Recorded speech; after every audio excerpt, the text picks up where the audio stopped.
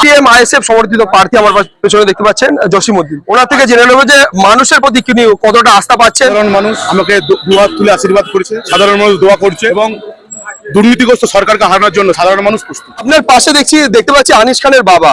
আনিস খানের বাবাকে কেন নিয়ে বিচার পায়নি?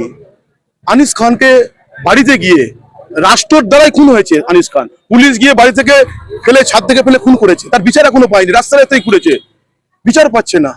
আনিসের বাবারও দাবি যে এই সরকারকে চেঞ্জ করতে হবে, এই সরকারকে হাঁটাতে হবে, নাহলে আনিসের বিচারও পাবে না। শুধু আনিস, সুদীপ্ত গুপ্ত, মইদুল মিদ্দা থেকে শুরু করে এই রাজ্যে যতগুলো খুন হয়েছে তার কে বিচার পেয়েছে?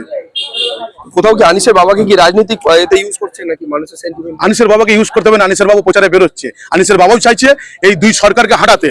একটা হচ্ছে সাম্প্রদায়িক সরকার আর একটা হচ্ছে দুর্নীতিগ্রস্ত সরকার। এই দুই সরকারকে হাঁটানোর জন্য আনিসের বাবা আজ থেকে নয়, যেদিনে আনিস খুন হয়েছিল, আনিসের মনাদে হাত রেখে কসম খেয়েছিল যে এই সরকারকে আমরা পরাস্ত করবো, এই সরকারকে আমরা উচ্ছেদ করবো এই রাজ্যের মাটি থেকে।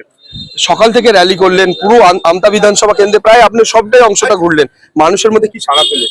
স্বতঃস্ফূর্ত সারা মানুষের আশীর্বাদ করছে, দোয়া করছে, নতুন মুখ এবং এই দুর্নীতিমুক্ত সরকারের থেকে মুক্তি চাইছে মানুষ। বাংলার মানুষ এই দুটো সরকার থেকে মুক্তি চাইছে, মুক্তি চাইছে। কি বলবেন? বলবেন আপনি কি বিচার পাবেন আনিস থেকে?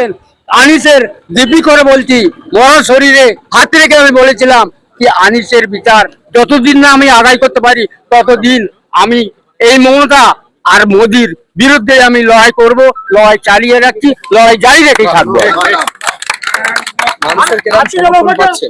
মানুষ স্বতঃস্ফূর্ত ভাবে এগিয়ে আসছেন এবং এই বন্ধ করা পরিস্থিতি থেকে মুক্তি চাইছেন, এটাই হচ্ছে সবচেয়ে বড় কথা।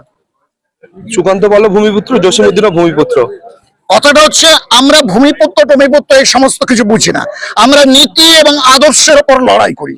নীতি এবং আদর্শের ভিত্তিতে আমরা এই সাম্প্রদায়িক বিজেপিকে আমরা পরাস্ত করতে চাই এবং এই সাম্প্রদায়িক যে বিজেপির সঙ্গে তাকে যারা ডেকে এনেছে এই তৃণমূল সরকারকেও আমরা পরাস্ত করতে চাই। এটাই হচ্ছে আমাদের